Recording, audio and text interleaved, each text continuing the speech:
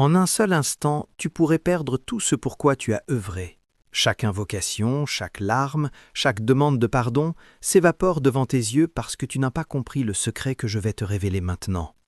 Mon frère bien-aimé, ma sœur honorée, si vous ne vous abonnez pas à la chaîne Chemin vers Allah maintenant, vous serez privé d'une science qui vous sera utile dans cette vie et dans l'au-delà. Appuyez sur le bouton d'abonnement et activez la cloche. Beaucoup me demandent « Pourquoi ne vois-je pas les fruits du pardon alors que je demande pardon depuis 1 mois ?» Ô serviteur d'Allah, veux-tu récolter en 1 mois ce que tu as semé comme péché pendant des années? La vérité amère que tu dois entendre, tu demandes pardon avec ta langue, mais ton cœur reste attaché au péché.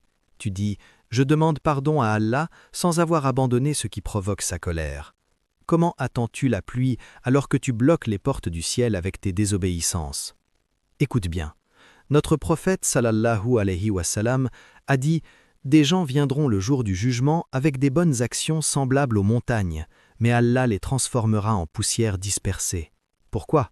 Parce que lorsqu'ils étaient seuls avec les interdits d'Allah, ils les violaient. Tu demandes pardon et pleures devant les gens, puis tu te retrouves seul et retournes aux écrans illicites, à la médisance, à la calomnie, au péché de solitude que seul Allah voit. Te trompes-tu toi-même? Le véritable pardon commence par un repentir sincère. Allah dit « Demandez pardon à votre Seigneur, puis revenez à lui. » Pardon suivi de repentir, pas un pardon sans abandon du péché. La promesse d'Allah est claire dans la sourate Nour. Demandez pardon à votre Seigneur, il est grand pardonneur. Il enverra sur vous du ciel une pluie abondante et vous accordera beaucoup de biens et d'enfants. Mais cette promesse a des conditions. Le premier fruit est le pardon. Ensuite vient la pluie. Cette pluie n'est pas seulement l'eau du ciel, mais la bénédiction, l'ouverture et la subsistance. Beaucoup l'ont vu en rêve, beaucoup l'ont vu dans la réalité. Mais attention, les ouvertures ne viennent pas toutes d'un coup. Allah te donne petit à petit, il teste ta sincérité, il voit si tu continueras ou si tu abandonneras le chemin dès que tu obtiens ce que tu veux. Peut-être que 4 mois passeront, 5, 6, sans que tu vois ce que tu demandais. C'est une épreuve. Es-tu sincère dans ton retour vers Allah ou es-tu un commerçant qui veut prendre et partir?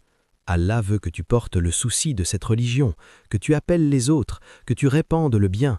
Ne sois pas égoïste à ne penser qu'à toi. Vis pour une mission plus grande que simplement résoudre ton problème personnel.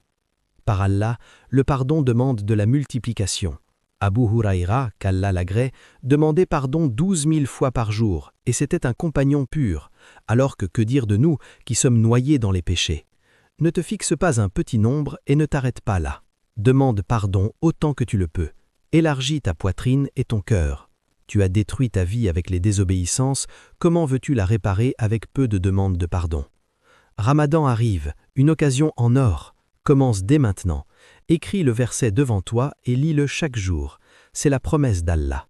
Et la promesse d'Allah ne faillit pas, mais elle nécessite de ta part sincérité, certitude et patience. N'oublie pas l'aumône, même modeste. Fais l'aumône de ton effort, de ton temps, de ton argent. Accomplis des œuvres pieuses par lesquelles tu implores Allah.